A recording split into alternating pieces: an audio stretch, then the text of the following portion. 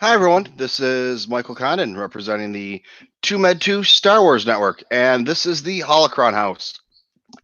Today is session 3 of the art of the rise of Skywalker, and session 1 was mostly the recap of the book and what they excluded from the Last Jedi because they didn't want to ruin any surprises or spoilers. And the second part that we did yesterday was costumes, and it was costumes of the light side. And today we're on page 60, and it is going to be costumes of the dark side. And I'm having some technical difficulties here. So please just bear with us. And that is where we are going to be today.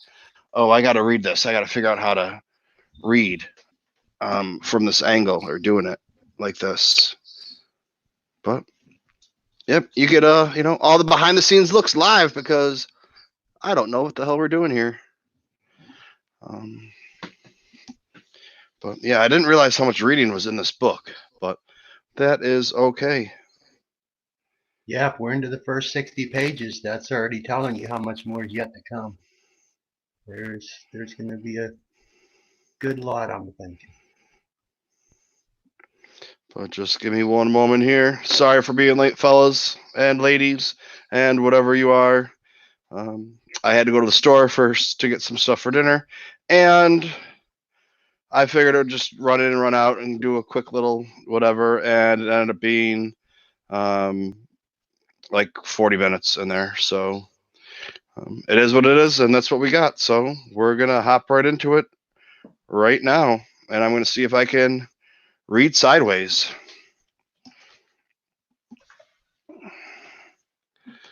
Okay. The Dark Side. On September 12th, 2017, Lucasfilm announced that Star Wars The Force Awakens co writer and director J.J. Abrams would be returning to complete the sequel trilogy, serving the same roles for the then untitled Star Wars Episode 9. With The Force Awakens, J.J. delivered everything we could have possibly hoped for, and I am excited that this is coming back to close out this trilogy, Kathleen Kennedy said. Once again, I'm sorry, guys. You can see I'm not even on camera reading, so I'm kind of contorted. So I need supervision for this, which I kind of have. But anyways, in the same announcement, Lucasfilm revealed that The Rise of Skywalker was rescheduled for release on December 20th, 2019, pushed back from its original release date of May 24th, 2019. Solo: A Star Wars Story had been intended to be the first of many Star Wars films to return the franchise to its traditional late May release date, with Kathleen Kennedy, Michelle Rejoin, Abrams Bad Robot Production, and Lucasfilm Ltd. producing. Even with the new 7-month crusade cushion, however, Abrams would have only 2 years and 3 months to develop, write, film, and release Episode 9. In contrast, Abrams had nearly 3 years to do the same for The Force Awakens, and Rian Johnson had 3 years and 5 months to write, direct The Last Jedi. And we're just going to deal with the art here, so I'm not going to really. Uh-oh.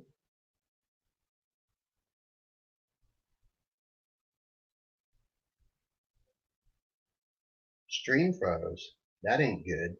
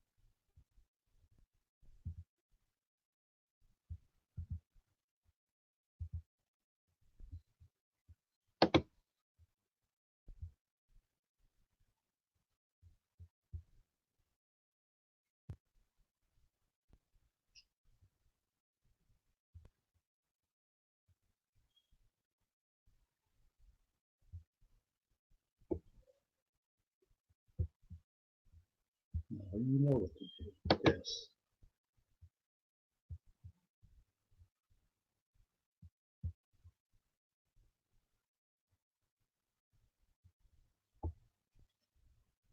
Uh-oh.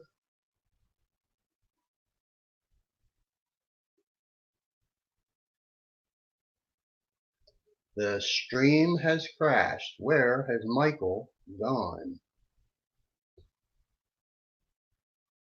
He's left me aboard the ship. Wait to see him come back. Till then, I can't talk The Rise of Skywalker.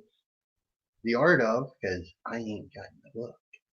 Let's find where Michael went.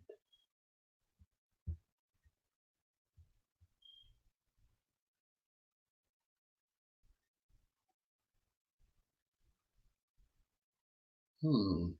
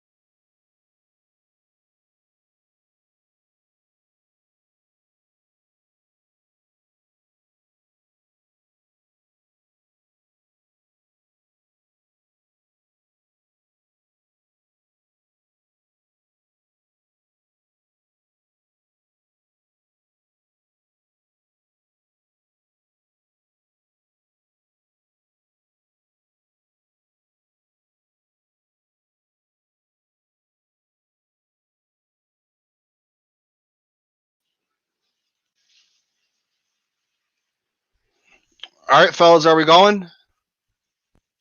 Yep. Hear you loud and clear. All right. I don't know if I'm going through. I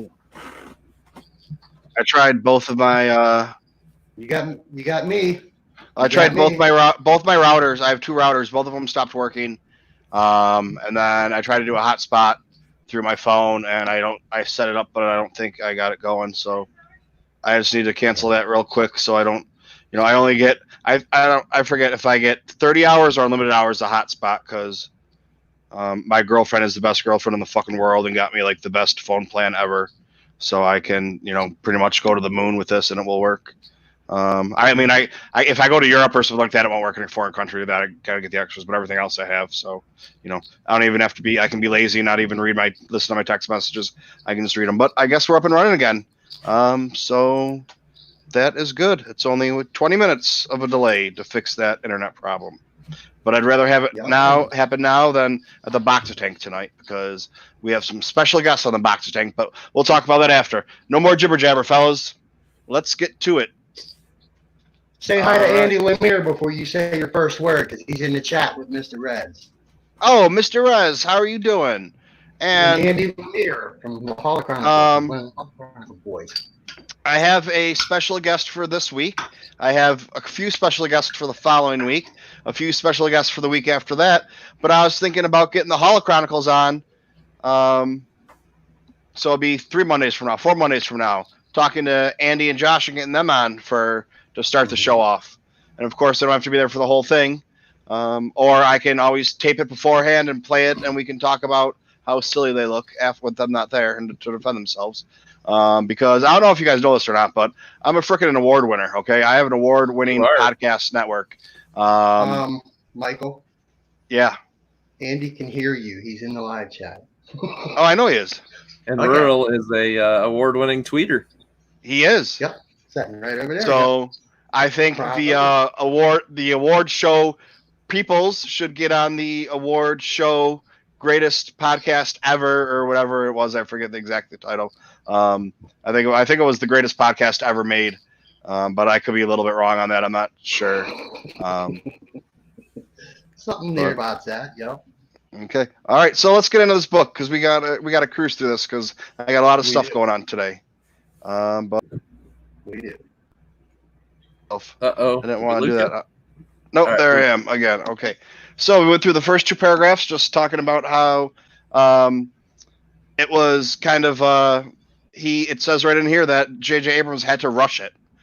He didn't have enough time to make the movie the right way. He only had 2 months or 2 years and 3 months, where for the previous one he had 3 months and actually wanted longer for that, and almost 3.5 years for The Rise of Skywalker. So you take that what you will. We'll talk about that later. But anyways, we have it happened very quickly. Abrams recalled, and it had to. We had to tell a story that was timeless in a very short period of time. Days prior to the announcement, Abrams contacted Academy Award-winning screenwriter and director Chris Terrio. Argo, Batman vs. Superman, Dawn of Justice, Justice League, to ask if he wanted to collaborate on The Rise of Skywalker.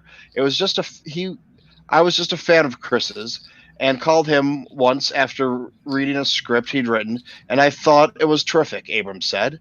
And I loved what he did with Argo. See, sometimes when they take a quote from somebody and they don't speak proper English, I get stuck because I think I'm reading it wrong. So yeah, but it's just a direct quote. Yeah, so it's like that direct quote. I had to stop and be like, wait a second, why am I not speaking properly? But shit, if you listen to me talk, I don't talk properly anyway. So you know how JJ is. He's like, I did this thing with Chris, and it was just fabulous. Yeah, because that's pretty much what it was. So that's what he says. I love what he did with Argo. So I was just excited to work with him. Luckily, he was the right person to call. I got the call from JJ around September 10th, 2017, recalled Terrio. He had read a couple of scripts that I had written, including a political thriller that I had written in Guatemala. He just called out of nowhere, and I didn't know yet that he had been hired to direct That's Danger. Because I'm going to knock it over. Well, it needs to get out of the kitchen so I can cook. Okay. Anyways, oh, your arm's on camera. "Oh my God, they got your arm!" And you push the computer. But We saw Miss Danielle. you saw the arm. Even Most if- important arm on the best award-winning podcast. Yes, she has. She is the awarded best podcast ever in the galaxy. Boyfriend's girlfriend's arm, or something like that. She's an award winner too for the best arm to ever appear on the podcast so far. Just saying, putting it out there for you, ladies. I swore that I'd never do another tentpole blockbuster film. This was one exception because, as I'm sure it is for everyone, Star Wars is in your blood. It's such an urtext of your imagination that you would always go back to, even when I'm on other films. I'll communicate sometimes by saying, "Well, it's like that moment in the throne room when Vader looks to the left and looks to the right." As a child in the 1980s, growing up in the suburban Staten Island, New York, Terrio was indelibly impacted by George Lucas's original Star Wars trilogy. The first one I saw was Return of the Jedi, Terrio remembers. I missed the others, but I went to see Jedi every week for an entire summer. I was dropped off at the Amboy Twin in New Jersey every Saturday, and it was the first time I was ever allowed to be alone because it was 1983, and I would have been pretty little. But after, I'm going to put this down now because that's just the way it is. And there you guys see my yoga mat for exercising and my bag of goodies that you have over there. I will let them think it's my yoga mat. I'm fat. They need to think I like exercising. It is a yoga mat though. Andy liked your JJ impressions. So now I'm thinking every time that there's something quoted in the book that JJ says, you got to read it in his impressionable voice. Deal. I'll make it work. There you go, Andy. Patrick, he just signed up for it. Wait, I just signed up for what? Anytime there's a JJ quote, I need to hold the book up so you can read the quote. You got to hold it really close. And JJ's voice. Well, we're going to try and make it work. This is what we do here. I was going to say the box tank, but this is the Holocron house. They're cousins. I did get my some of my books in today, but I did not get this book, so it's like, dang. Could have read along with you. Okay. I could have double Well, my father just got sick of sitting next to me and watching Ewok Celebration for the 15th time, so I would just be dropped off and picked up at the end. This is just a short quote. Chris has been an invaluable partner, Abrams continued. Okay, here we go. Let's see if I can get it for you. How can you get so tired of Wicket doing cartwheels? I'm so confused. Okay, point two, where you need me to read? I'm not going to be able to get it. I don't think it's clear enough. Yeah, it's not going to work. Yeah, we'll make something work, or I'll sort of semi-quote it here. All right, there we go. That's perfect. All right, you want me to start where it says Chris? Sure. Guys, Chris has been like an invaluable partner. I continued. He's a brilliant guy, a bit of an encyclopedia, and a real student of anything he's working on, whether it's literature and history in general.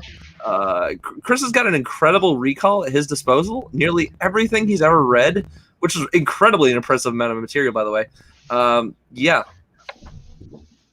All right. Thank you, JJ. I didn't know JJ Abrams was going to stop in today and make an appearance, but he sure did. Lessons by John Hoey. Pretty much. John's the reason I can do it so good. Yeah. Let's be real. John is the pro with JJ Abrams. He is.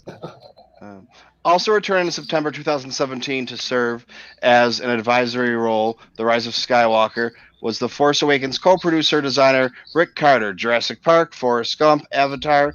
It was just going to be an associate producer on the side. Try to help it along as it's going, and I was going to back off. Oh, no. There was Michael's back. And we're good. We're good. Keep going. Back. You're good, Michael. Carry on. Okay. I was going to be an associate producer on the side, try to keep it along, get it going, and then let it go.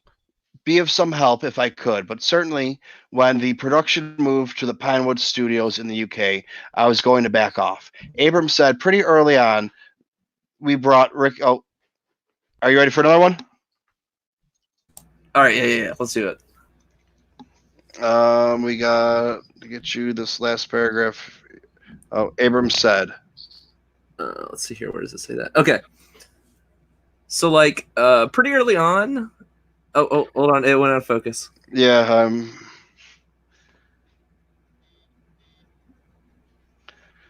way back, forward now.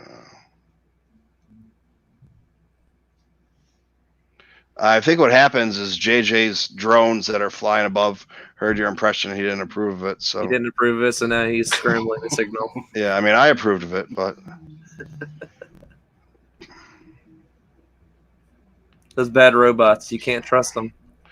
let's see. Okay, pretty little table. The computer over there.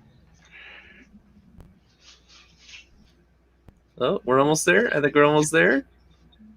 Come on, camera. You can do it. You can focus. Just a little higher. Just a little higher. Oh, leave it right there. Oh, it's almost there. Oh, come on. Come on. It just does not want to focus. Powerful light, powerful darkness. There we go. All right. Rick right there. All right. We had to go to the dark side because we are on the dark side. We are on the dark side. All right. So pretty early on, we brought Rick in. He was once again very helpful in beginning to like visualize beyond just like what was in mine and Chris's heads, you know, what some of the sequences might start to look like or feel like. Every time you do something like that, you gain some knowledge about what should be done or shouldn't be done.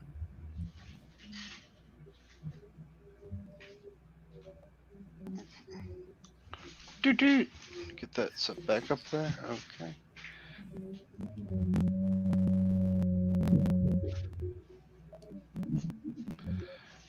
All right. Thank you, JJ.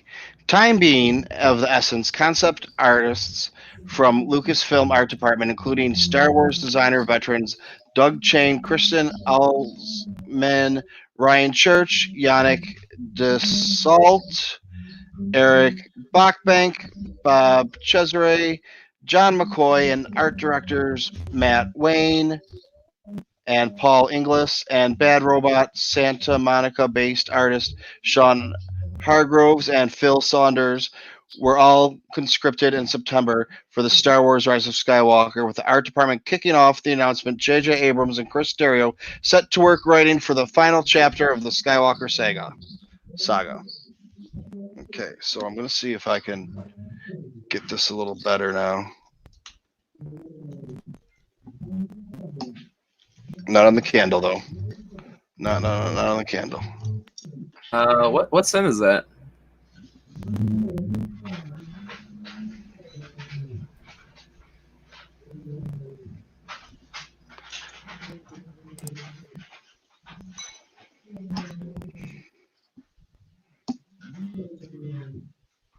All right, I think you're good. Okay. So this picture up here of Kylo, we have, this is Kylo, or this is Ren version 6. It's something that he might have worn underneath his clothes or garments that would have had close at hand. Just simply putting it down and making not black, but off black. We looked at browns and other teal blues. That's from Dylan. And then, oh, these are other quotes about this. Maybe it's the optimist in me, but I would like to think that everyone, even someone who does the most horrendous things, is redeemable. And certainly because his mother, Leia, is a believer, that it is still light, there's still light in him, and it's hard to imagine that she would be wrong about him. That was J.J. Abrams. Sorry, buddy. I didn't have that one for you. I didn't know it was him. I don't know how Chris Terrio sounds, but Vader was complicit in genocide and cruelty and depravity. Yet there is this inert optimism in which Star Wars, the light is in you, never truly gone, that you can still redeem yourself right up until the last minute, which is Vader's case was very literally true, and that was Chris Terrio. So we have the picture here of Kylo, lava, amended detail. When it was backlit, it looked quite flat. So we had the idea of adding light behind it. The original joint looked a bit like the lava on Mustafar in my mind. Kylo would constantly be using the Force to hold his helmet together, like when he used the Force to stop the laser bolt in 7. It would always be alive. The molten thing, they're always going to be, but they're, oh my God, but their sense gone with welding idea instead. The other thought I had was, what if it was made completely new, without a blemish on it, as though Kylo had been inspired by Vader in Return of the Jedi, going on a high gloss version, so we did it like that, but it had already been decided to go the other route, Dylan. So even though they said we're going to go another way, he still drew another picture, just because he wanted to, and that's what he was doing. Who knows? They might have changed their minds on that one. Then we have this picture over here with the helmet, the Kylo Mask Chrome version. I like the silver look, as it was made from the same stuff that had stripes around his eyes were made out of. But JJ was really pushing for this red vibe. And that was Dylan again. And Dylan again with this third mask up here, just in gold. I don't know if you can see that well enough. Yeah, that's based more on that like Japanese kintsugi. Yeah. Which is everything in Japan when they repair their cracked materials. It has more of that gold. Yeah, well, that's what we've talked about that a lot. How that was a lot of the speculation that it was tied to that, and it comes out in, I don't know if it's the visual dictionary or in the book. I think it was the visual dictionary. It is. Yeah, I think I did the visual dictionary. Because we're going through the visual dictionary also, but that one takes a little bit longer. I think we're on page 80 out of 210 or 250, and there's been 7 or 8 sessions, so we're doing about 9 or 10 pages of it a day, or a session. So, but we put that up to do this because this came out, and this is what the people wanted. We had a vote, and my dictatorship said we'll listen to the people. So, when I was working on Solo, I was thinking, I wondered what JJ is going to do with that helmet, whether it's going to come back. I've seen it in Paris, and then seen some Japanese kinjutsu. What is it, Patrick? Kintsugi, I think is what it was called. Kintsugi. Okay, I was way off on that. Kintsugi, the art of melding broken pottery with metallic lacquer seams. There was a little shop down the road from where we stayed in Paris that was doing it, and it seemed that people in their creature department and JJ had been thinking about Kinjutsuki. All right, I just made it a Polish name instead of Japanese, but whatever. It's the way things go sometimes. We're all here for the skis. Yes, I don't even know what that means, but all right.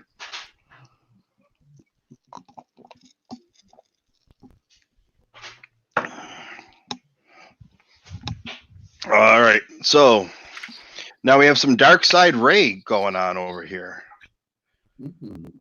I'm gonna have to work on this because it was better the first time, but I can't stand bent over the table doing it. So we have the dark side Rey. That's really not any detail on that picture for me to show you anyways. It's just kind of the lightsaber, her face is covered. Then you have her on the second one. Just standing there, and then you have the big shot of her.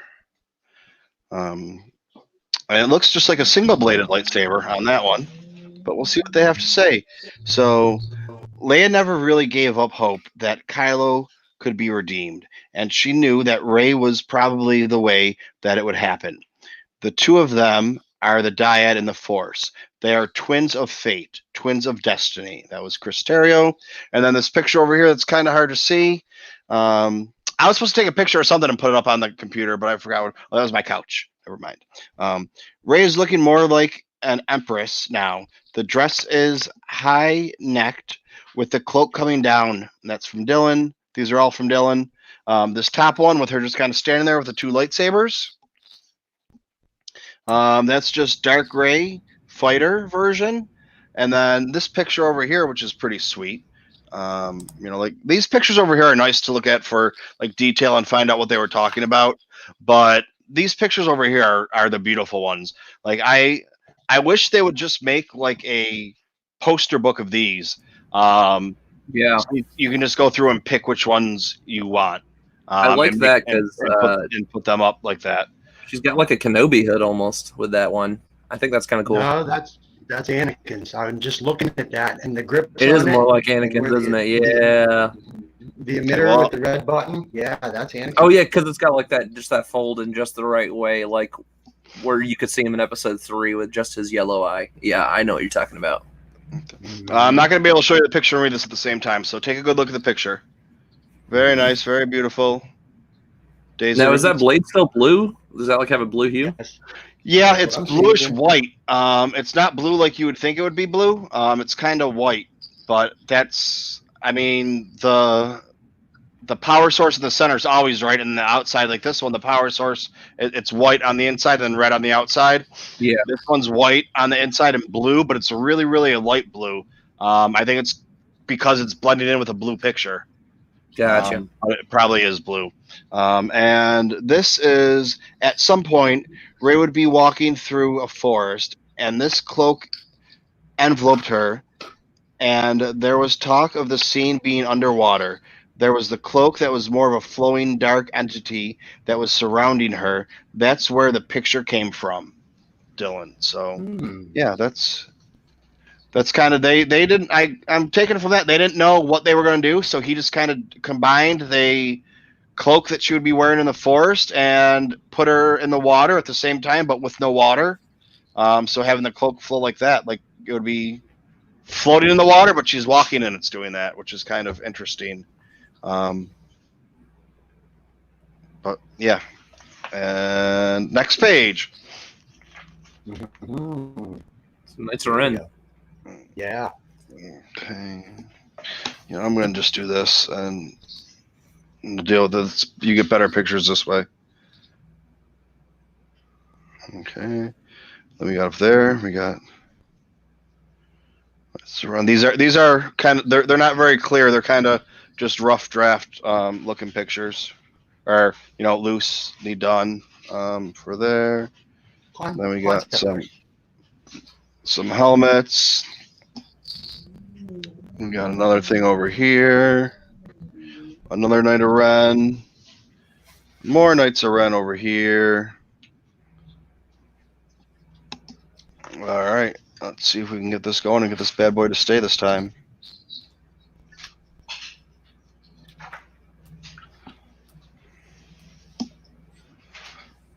Oh, that's a little bit far out.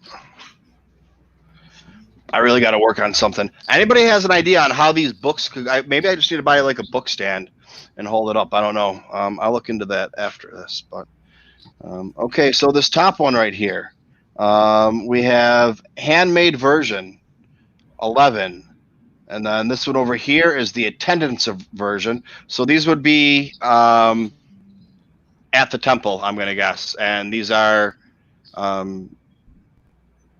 Sidious's or whatever he is now, Palpatine or whatever he identifies as. Yeah, what did they call him in the visual dictionary? Was it Sith loyalist?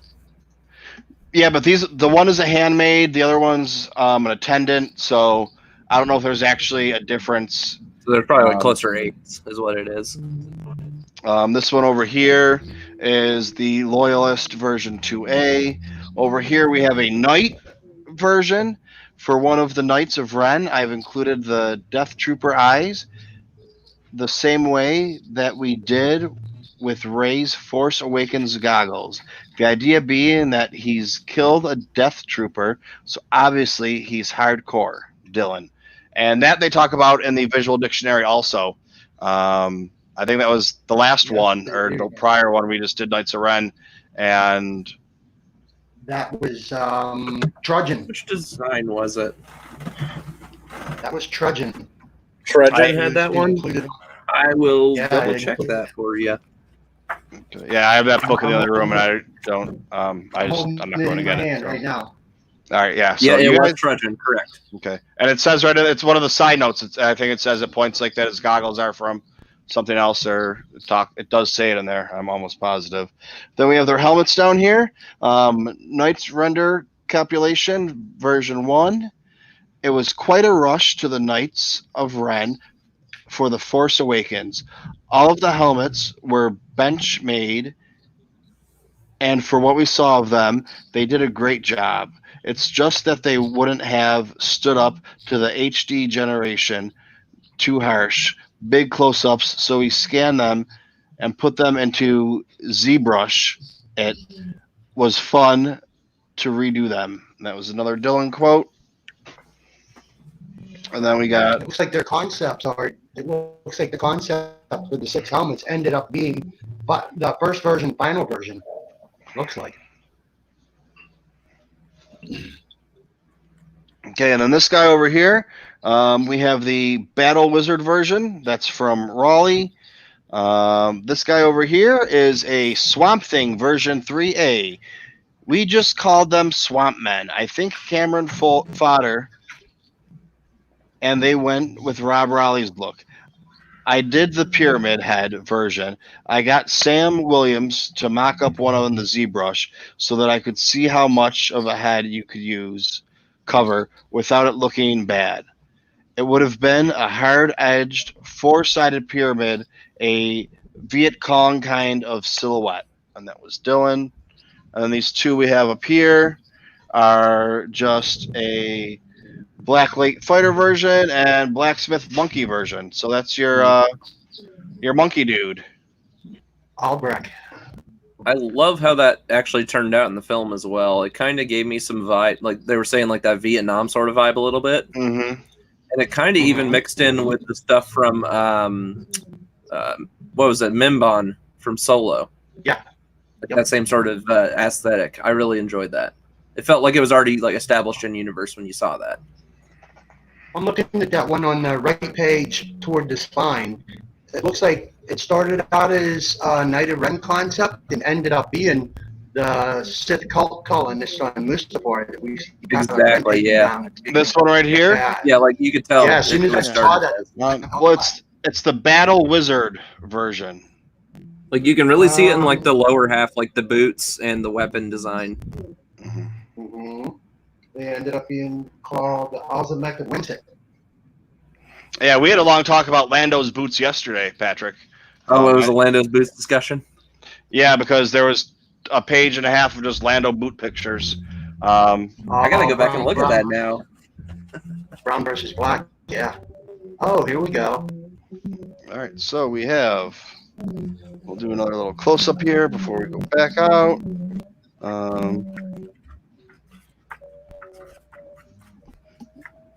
I want to say they're Sith Eternal Royal Guard. Okay,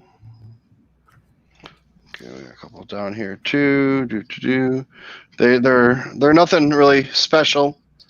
You know, I don't mean that as an insult to the design team or anything, but just some of the things. Okay, now see, here you go. Here's one with a lot of detail. Yeah. Okay, that's good. That focuses nicely. Like that one has a lot of detail.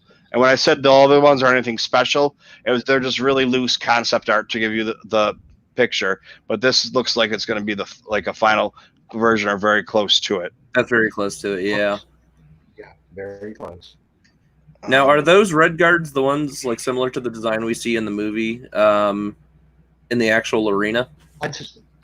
I'd say they're concepts, yeah. I can see some mashups of Imperial Royal Guards. Because I know we only see them for like split seconds where they're fighting Rey and Kylo. They're Imperial troopers.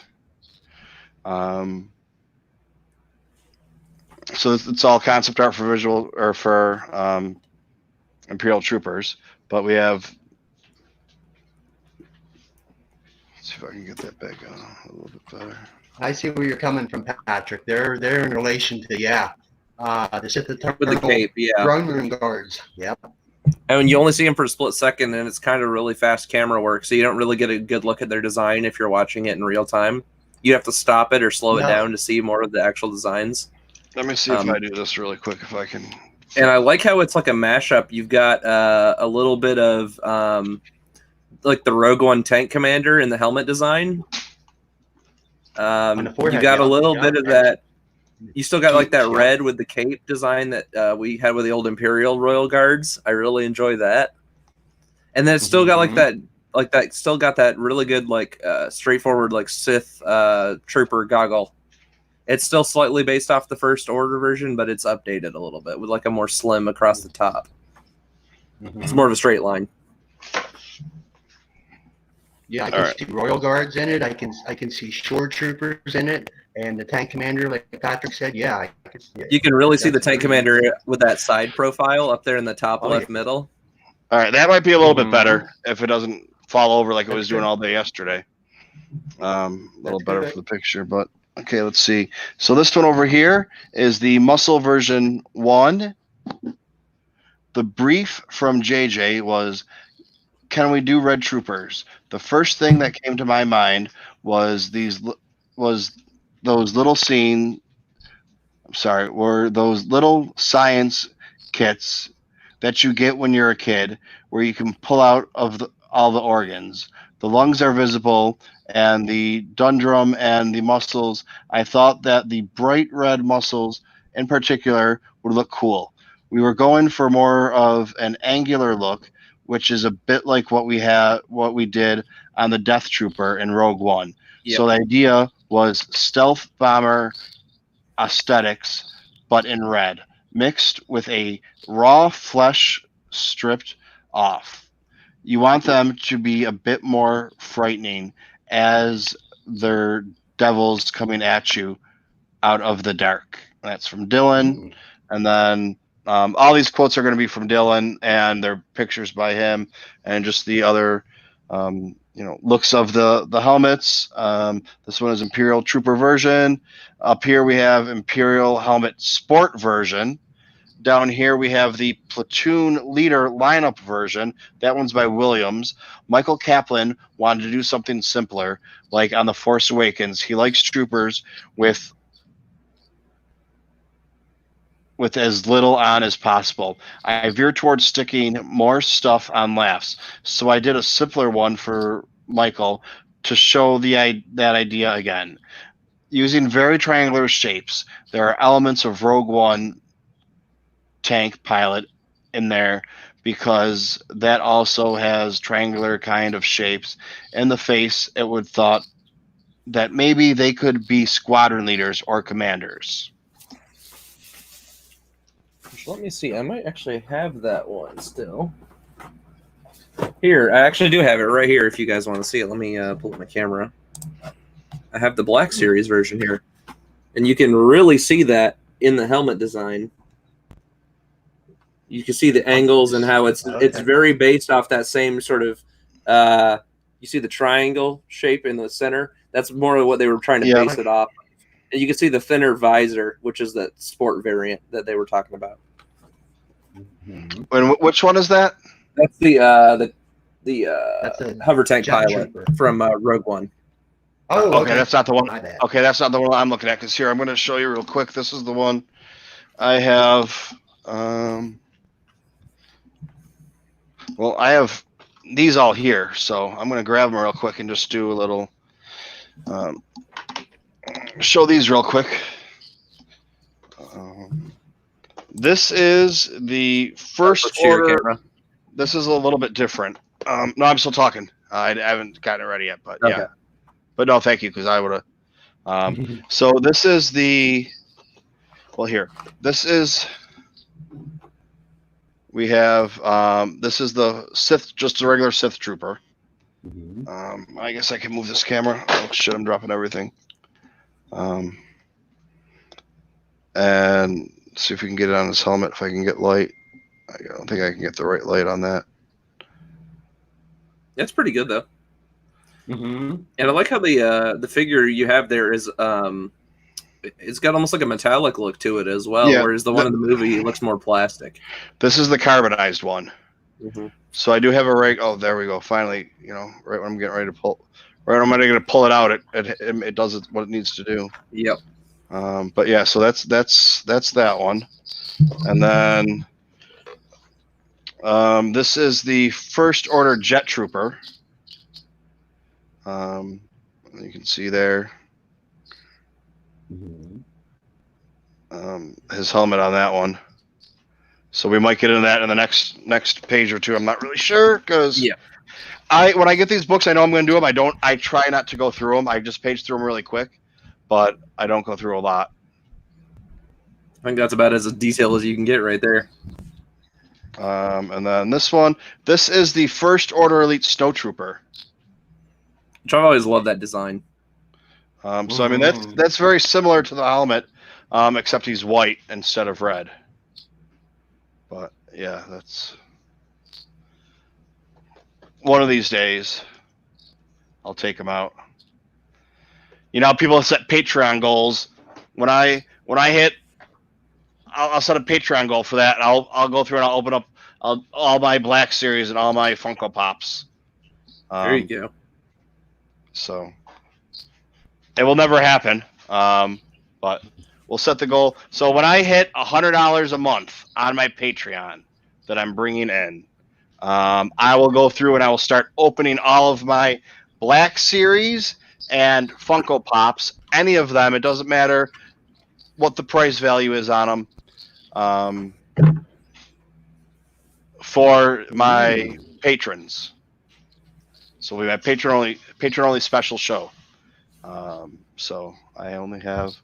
I just need to get 6 times what I'm bringing in now, and we'll do it. So there you go. That's my next goal. But all right, so we have some more of these guys.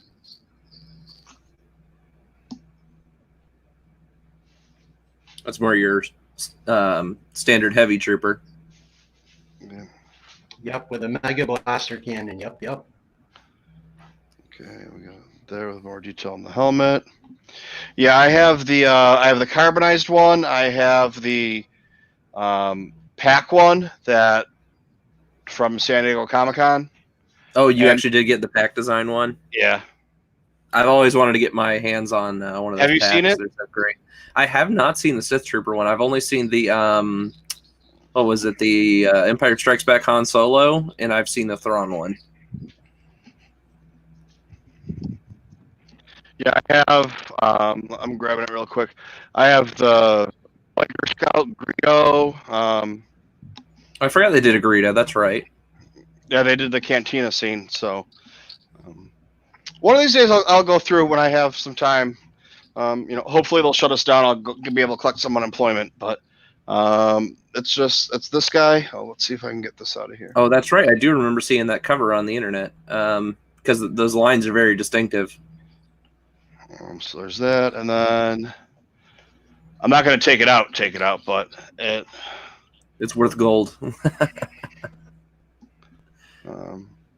I mean, wow, that came out really well. Once I hit that subscriber on Patreon, for that goal, maybe I need better light in here. So he looks plastic. He looks kind of cheap. If you actually look at it, it looks like a 1980s GI Joe. I don't think Patrick was around for those, but I wasn't, but I was familiar with a lot of the product lines in the 90s, though. Yeah. So that the 90s stuff is a little cheesy, but it's not as cheesy as the 80s stuff. Yeah, the 80s stuff held up though. I mean, you could beat the crap out of it, and fireworks and everything, and yeah, it would blow the stomachs apart where the rubber band is, but you still have limbs and stuff laying around. So, and here you have the weapons for it. That this is what the big deal was about it, because you get an extra 2 guns. Yeah. So now, which weapon is that? The bottom one. This is actually there's something in here that tells you, I think, but I've never opened it up all the way to. I have to do some research. Let me look and see if it's in the visual dictionary. To reveal it, but it looks like a looks like some kind of vibrate. Mega. No, that's not the Mega Blaster. Is it one of those shock batons? It is. I think so, but it's No, like a that's- dual. It's like a dual shock baton. That's her. Yeah. I'm I would looking to actually see if have. it's in the visual I would actually have dictionary. to open this up and take it out. I think there's something in there that tells you what each one are. But you have a smaller weapon here, a smaller gun here, a little larger one over here on this one. Then you have this. It's like the. I don't want anyone to take this the wrong way. It's like the Shocker, but different, not in you perverted people way. Oh. Anthony, I'll tell you what that is when we're off air, and you can yell at me for talking like that. So yeah, then we go over. Stormtroopers in the visual dictionary right now, and every weapon that I see ain't one of them. Okay, well, I'm gonna have to do some I was research. looking to see if it was on the wiki. Page 174, Patrick. 7475. Let's see here. Yeah, And not then this seeing one- anything in here. Not even This the wiki, one- so just have to wait and see. This one looks like a larger gun, and you have this. Yeah, that's your standard FWMB. Yeah, 10. this one this folds down. This is gonna be your tripod or your dual, whatever the hell you call it. Bipod, yeah. Yeah. I Yeah, guess it's a heavy 2 would be a weight. bipod. So, and then you have this other little gun over here. But yeah, I'm gonna look into this and see what those weapons are, and probably won't have it for you today because I gotta do a little bit of stuff before I have the box tank tonight. But yeah, and you know what? Do a little digging around, see if maybe I can find it so you don't have to go busting it open. I mean, the only reason I don't have them open is because I don't have anywhere to store them properly. Like right Exactly. now, they're in boxes, stacked on top of each other in a bookcase. So they're not even displayed right properly and with the numbers if you want to do it that way or whatever. They're just kind of they're there because I don't have a nice curio cabinet to display them in. But anyways, we'll talk about some toys later.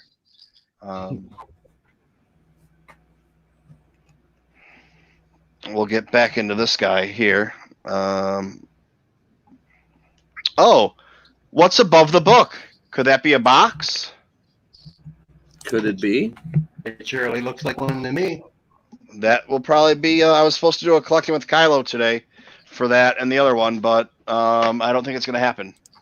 So we'll probably just do that in box tank because that's how we roll, and that's too far down.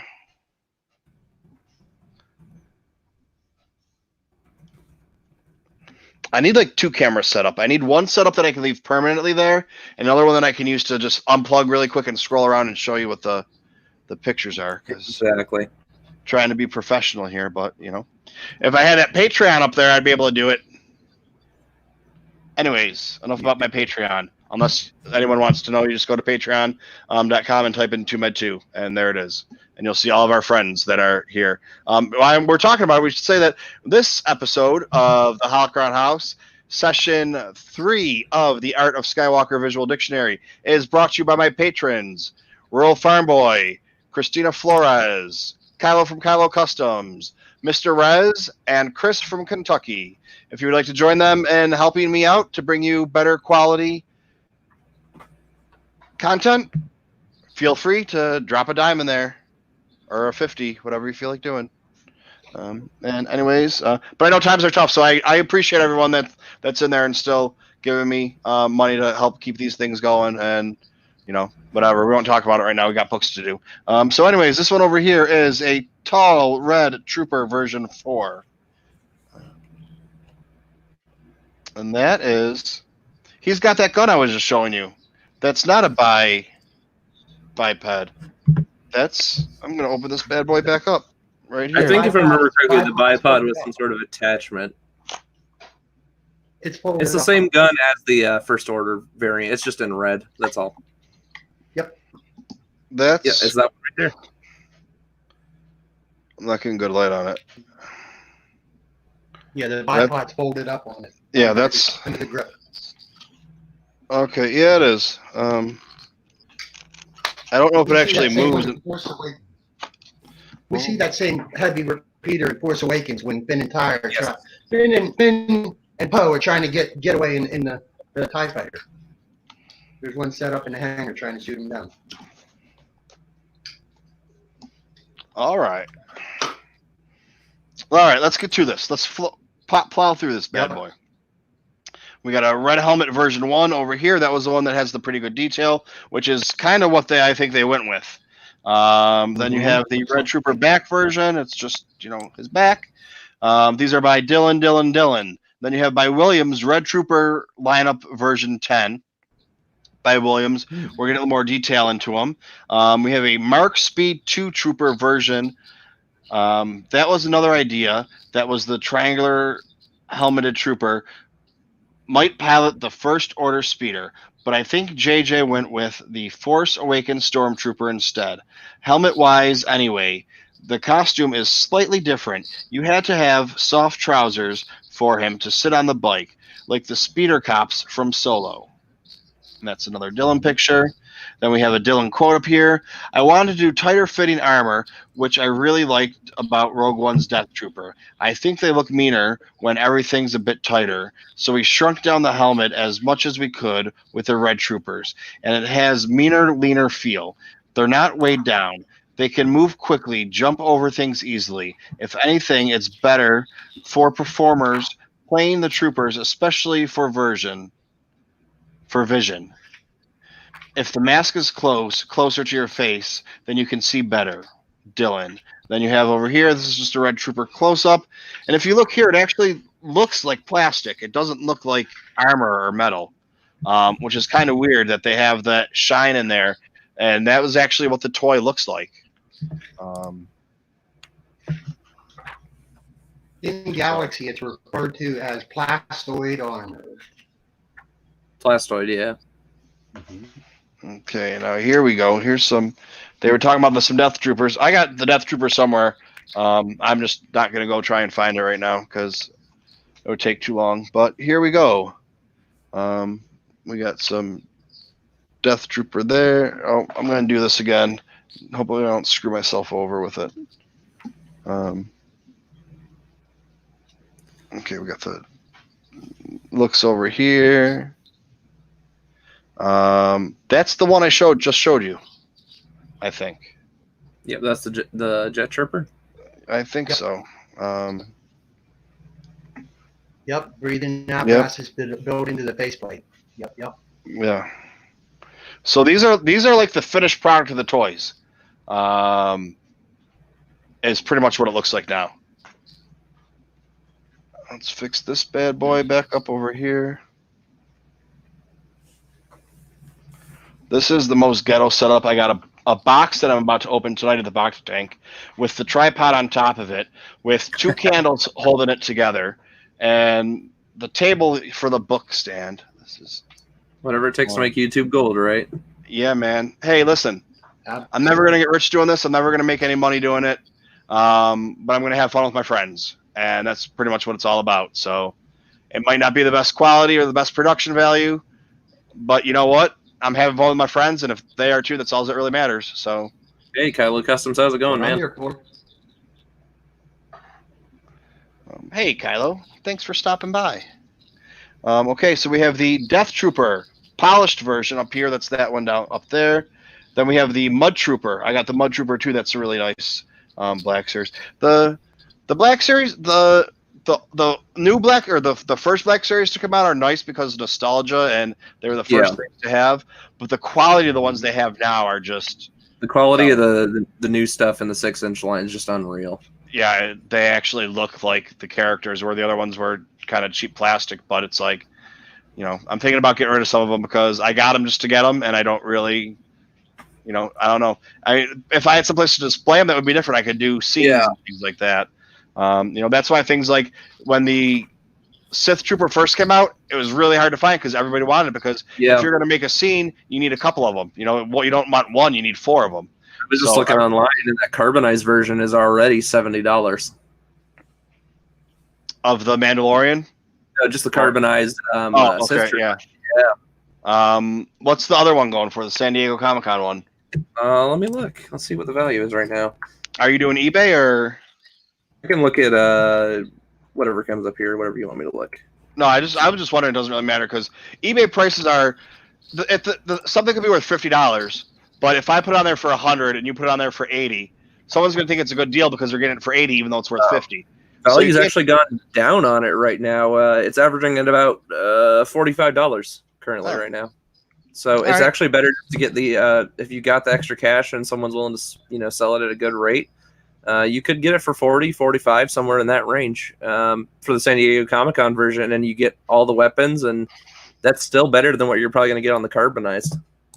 Yeah, I mean the carbonized does it's you get the carbonized one, then you have the other one because it's cool because it has weapons. But exactly. That's the whole thing. It's like when these things come out, you just got to wait 6 months or a year before you buy them if you can't get them firsthand because everybody wants it, everybody gets them, and then they keep pumping them out. Just like with GameStop. GameStop has Revan that was coming out. Revan figure, that's right. I wanted one, but the cheapest you could find it was $60, $50, and I'm like, I'm not paying that much money. And then I'm just sitting here waiting. I'm waiting probably somewhere around Christmas. They'll be cheap again, or around Celebration they'll be cheap again. And what do you know? GameStop puts them back up on sale for $19. There you go. So yeah, it's just waiting. If you can't have it first, you wait a couple months and you save half the price. So you get twice as much then. And then your girlfriend wants to beat you up and punch you in the face because your shit's just taking up all the room, and she doesn't love you that much to have all the Star Wars all over the house. Anyways, the Mud Trooper version 1B, the insect mandibles are an old idea that have been tried to get into the film for another. Get into the film for another for a while. Laughs. This is from Dylan. Even when I was originally thinking about it for the Death Trooper Rogue One, it was scary spider feel. Then in Solo, it was considered as possible Mimbian Trench Trooper Ultimate. It just seems appropriate for the Jet Troopers, so I thought all white would look really nice. Nice and white and shiny. And then you have over here the white Jump Troopers. Having some of the tech exposed on the outside made it feel old, and it has a roaring gorilla feel. The mandibles look like teeth, as well as the mouth wide open. So, yeah, I can see that. And I got, is that the one that I had right here? Yeah. I think so. Yeah. Well, they call them Jump Troopers. They call them Jump Troopers in the book, but I think the term is Jet Trooper. But if you, I'm trying to see the helmets. If you can see on there, because I don't want to move everything around again. The helmet is a little bit different, just slightly, yeah. But that's pretty much the same thing. So, Jump Troopers, Jet Trooper. I don't know if they're really is different. The other one was a Snow Trooper, I think. So, but you look in. The markings on the front, if I can get in there, the markings on the front are the same markings they have there. Yep. So if I get a clear picture, I'd have our Arabic speaker, our native Arabic speaker, tell us what it said. But the props department did jetpack designs, but because they didn't know what we were doing with the costumes, it felt like maybe the jetpack should be more integrated with the armor. So they let us design the jetpack that incorporated the new design language of everything else in the armor. And that was Dylan. Dylan's quote, this picture up here, it's Rocket Man back version 20 or 2D. That's Williams. All the rest of these are from Williams also. And it looks like the plastoid armor. I mean, this is the carbonized one, so they're not going to have it in there. But I mean, it looks. You were speaking to the print on the chest plate of that armor being Arabesh? I mean, it looks like it. I mean, there's not really other things that it would be, especially for the Imperials. You I just know read it as exactly what it being a totally. You just read it as being a totally new, different font because that ain't Orabesh. It's I know not. Yes. I know those characters, and that ain't it. Okay. Well, You know what it is? What's that, Patrick? It was originally a kind of script that Ralph McQuarrie used to stick on Stormtroopers in his original art, and they decided to bring it back as an official canon marker on First Order armor. And it started with the Snowtrooper. Oh, wow. Okay. So it goes back as far as the 70s with the original designs for Star Wars. okay. See, now we got everybody in here. We just need to get Chris from Kentucky in here, and we'll have it'll be a Patreon full show. Yeah, I hit him. I'm not sure where he's at right now. It sounds like a fucking commercial because I said about the Patreon, and I just keep talking about it. But I'm going to stop, and I'm not trying to push. I mean, I'm just happy that you guys are here. Give Michael your money. All right, he said it, not me, but yeah, $1, $2, $3, whatever you got. Who doesn't want to throw money at Michael? Yeah, I mean, throw money at me, I'll shut up and let you get on here and talk. So, okay, then we have the Rocket Man Red version. Andy. I don't know what Andy said. He said the text on their chest plates says "poor shot." Oh. Oh, Andy with the jokes all the time. Dad jokes, but they're still jokes. Andy can only be Andy. He can't be nobody else. Here we go. The lettering is in the style of Ralph McQuarrie, but it's not one-to-one, whereas I completely lifted it from the June 1978 production illustration, Attack on Generator, for the Force Awakens Snowtrooper with this one. I just did something that felt like it belonged to the same language. So what Now Patrick I see said. exactly. I see exactly what he says because I do remember that print that's in Art of Empire Strikes Back with the two snowtroopers. Yep. And the macro binoculars taking a look at the generator. I remember that they did have a font on their armor. Yeah. Mm-hmm. Okay.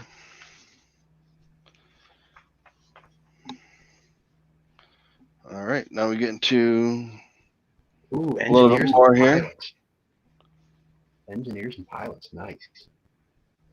Make sure we can focus on there. Which I don't think anybody talks about that design nearly enough. That one on top for the officers, the engineers. This one? That's a first. Yeah, that brand new one. Engineer. Yeah, they wait. man the guns and. Oh no, that's the the Sith version. Mm-hmm. It's based off the First Order. This one over here is the Dark Trooper version. They're calling it the Dark Trooper version. Okay, it's still pre-production stuff. All right. Yeah, it's not quite one-to-one. We got Snowtrooper, which I just showed you guys. Mm-hmm. I do have the best girlfriend in the world because she puts up with so much shit for me with my Star Wars stuff. Someone record that? Is that on the internet forever? Everybody's fucking heard it. I would like everyone in the world to hear that. And you know what the best part is? Not you, my people. She's making me dinner right now too while I'm doing this. So if you guys pay $1 a month, we can pay her. Yes.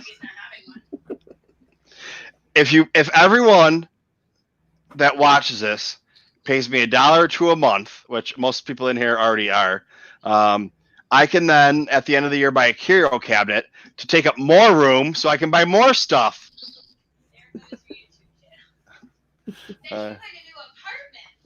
Yeah, I'm gonna be moving to Western Pennsylvania pretty soon. You got a spare bedroom, Anthony? So's Mr. Rez. He wants to come. Bring everybody. Come on over this way. All right, so we got this picture up here. This is a Fleet Officer version 2B. They've just got a different badge, 011, or the oil.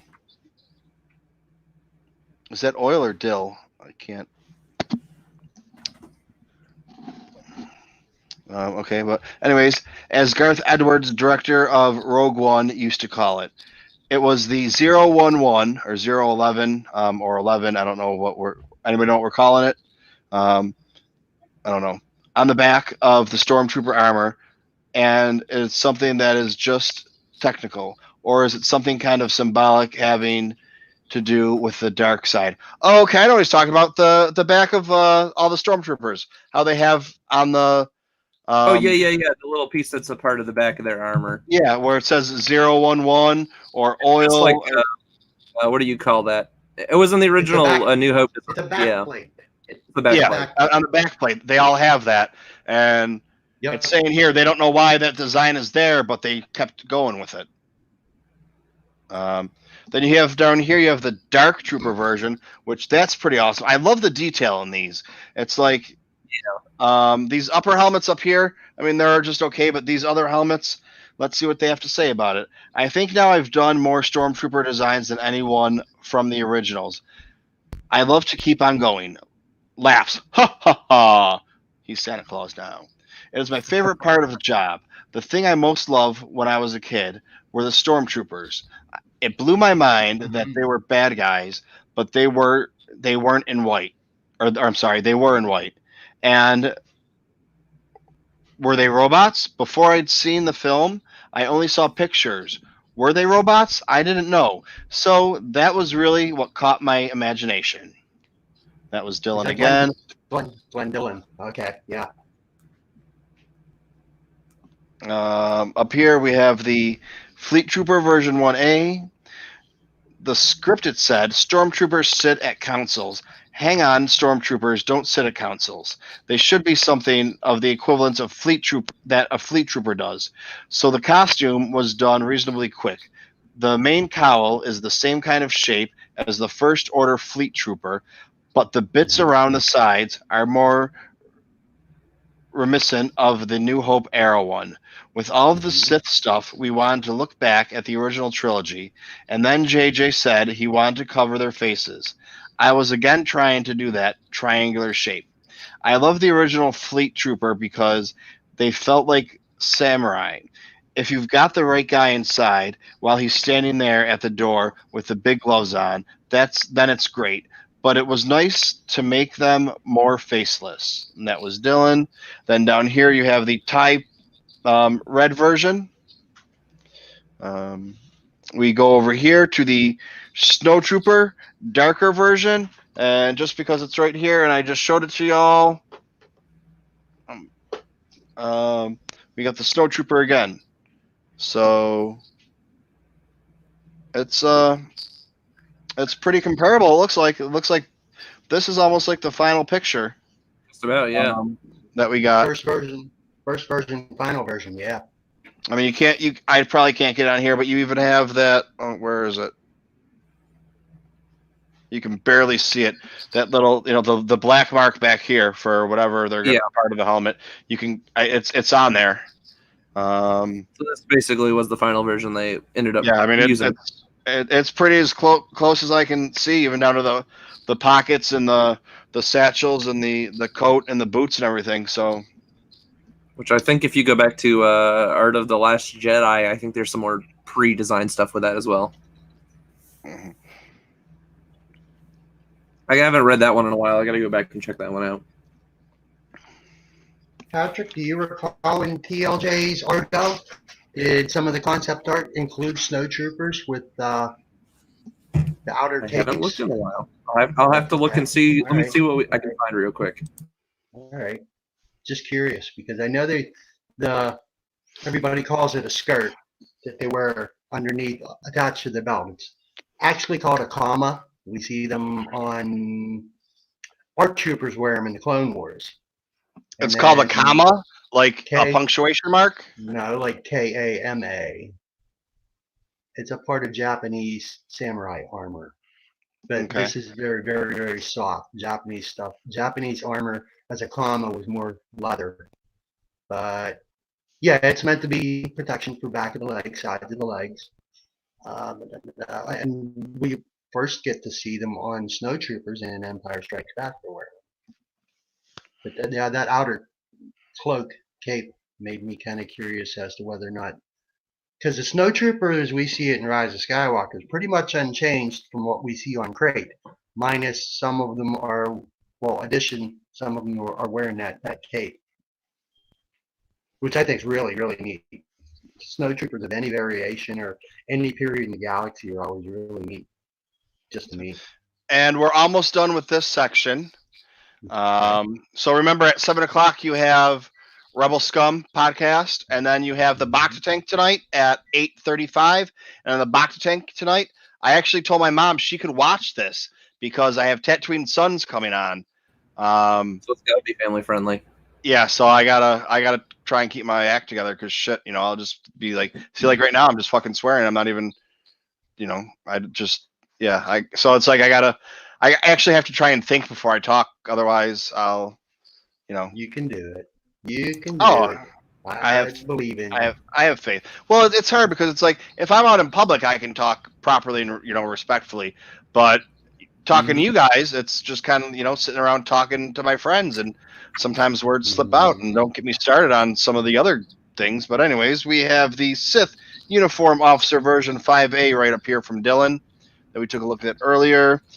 This is, we thought it would be really nice for the Stormtrooper or for the Snowtrooper to have a big poncho or a cloak or something that moves around in the wind. It makes them more imposing. We actually shrunk their helmet down a bit too. Those are the main changes. And then down here you see the Snow Empire Officer version. I think next, depending on what we have going on, maybe Solo, the Art of Solo, because I think there's going to be a lot of, I don't know. I got all of them. That sounds interesting. That sounds interesting. That's it for today. I know I said yesterday we'd go through some of the props, but I'm just going to leave it there for today. And the props are going to be another 15 pages. So they're broken up kind of good to do something like this. It just depends on when we start chatting in between and talking. But that's what you got for the prep book. Take a second and tease a page or two. Maybe just one.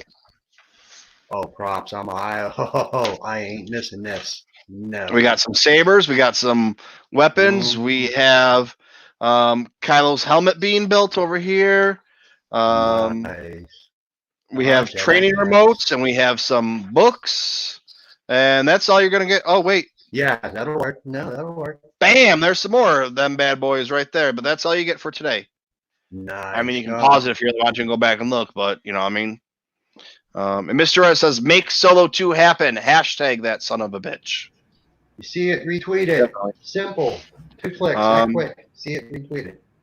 Yeah. So, that's gonna do it for today. I'd say it's a little short one, but it's been an hour and 20 minutes plus the time we lost. So,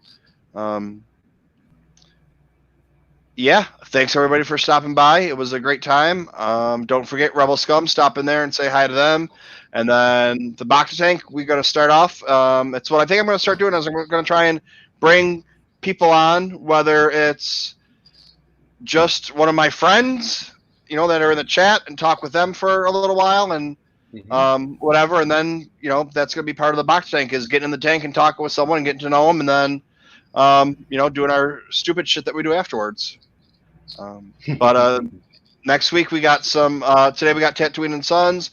Next week we have some of my friends that I was with in Celebration Chicago that have been to Galaxy's Edge. We're going to talk about some Galaxy's Edge to start the show off. And the following week I have another friend of mine that I've met through YouTube and from.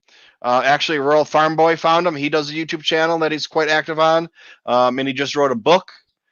I don't have the book yet. I'm waiting for it to come out on audiobook, but audiobooks cost money to do because he doesn't want to do it himself. So he's got to sell some books so he can make an audiobook.